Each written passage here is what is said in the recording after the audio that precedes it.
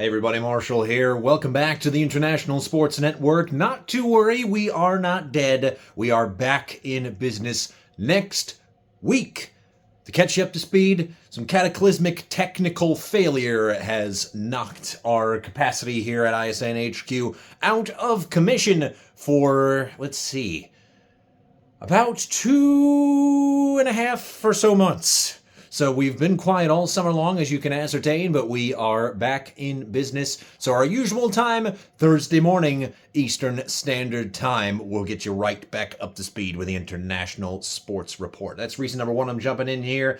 Reason number two, I did want to make sure that you are updated when we get back to things next week. So we're leaving the mic unplugged here. We are going slightly short form without the intro and all that jazz, but I was not going to let this video go by without making sure that you are caught up to speed. So, let's go to our games of the week. Let's go to our standings. Let's get you all caught up as we resume coverage of the international sports world here on ISN. Let's get it started in England. 2 matches in 2 proceedings. Arsenal ahead on goal difference. It is Spurs, Liverpool, and Chelsea rounding out the top 4. We're going to talk about the game of the week in England here imminently. Spoiler alert, it's going to be a fun one.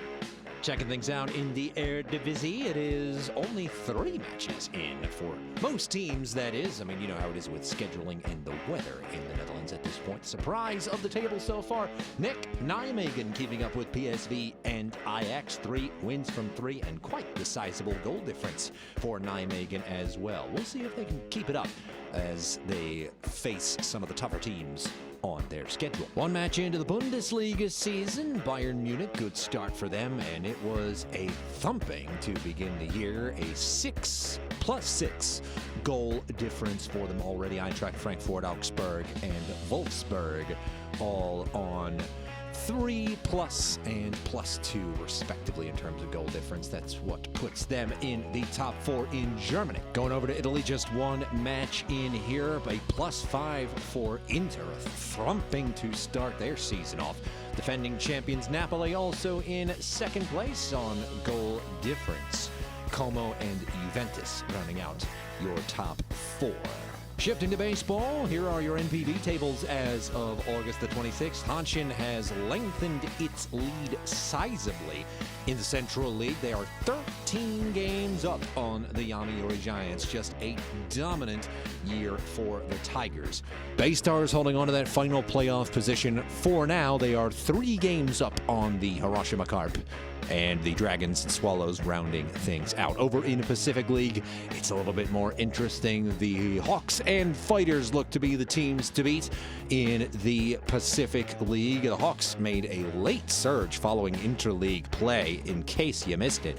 But the Fighters are still very much in that conversation. Big Boss and his men are looking to make it a Pacific League pennant in 2025. But those Hawks, as is tradition, they do not want to go away. The Lions have fallen off. They're not too far away from that final playoff position, but Oryx looks to have things well in hand, just as long as the Eagles don't find any significant form. Let's go to Korea. Similar situation since we've last checked in the KBO. The Twins have indeed lengthened their lead over the Hanwha Eagles, but it is not sizable in the slightest in Korea. Just 4.5 games separating 1 and 2, but these Twins are another team that is looking absolutely unstoppable.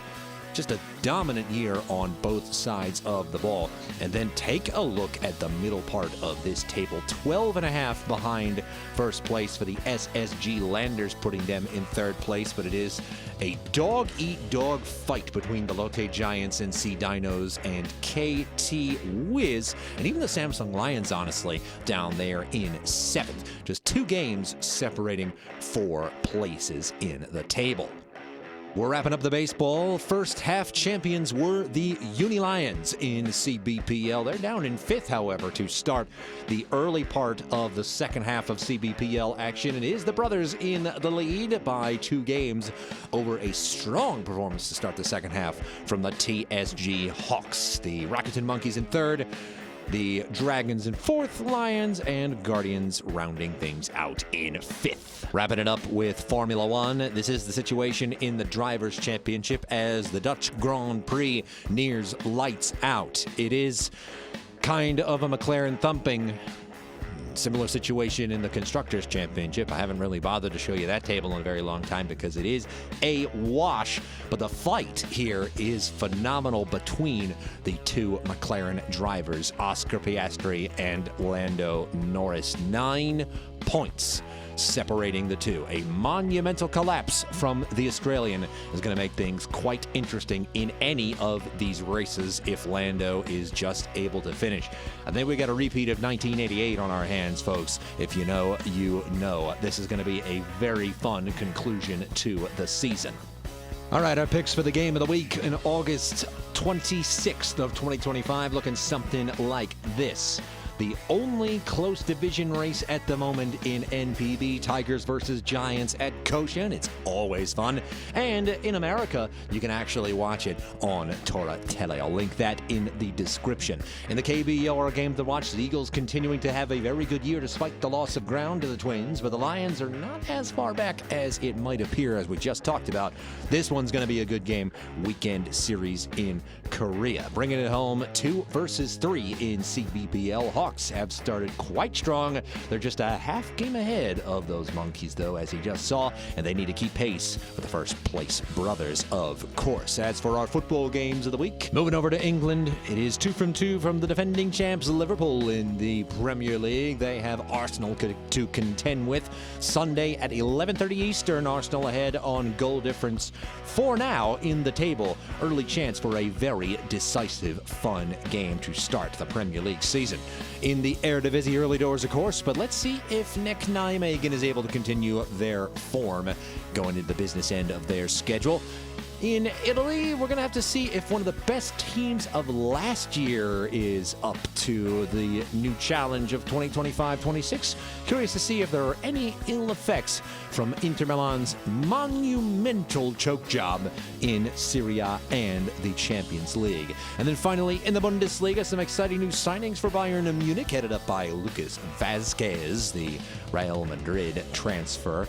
We'll get a look at them in action and see if the German champs feel like they need any more on deadline weekend to run it back. That is going to bring this short little update to a close. Thanks for being patient with us all summer long. Please do like and share this video if you enjoyed it, and if you know somebody who would enjoy it right along with you, let us know in the comments if you have some favorite cheer songs from Japanese baseball. If you are familiar with the music, we'll hopefully be sharing some fun ones with you on next week's show. And subscribe and hit the bell icon down below the video screen to be notified every single time we upload a new video, including this one and next week's episode. Lots of fun stuff to look forward to then.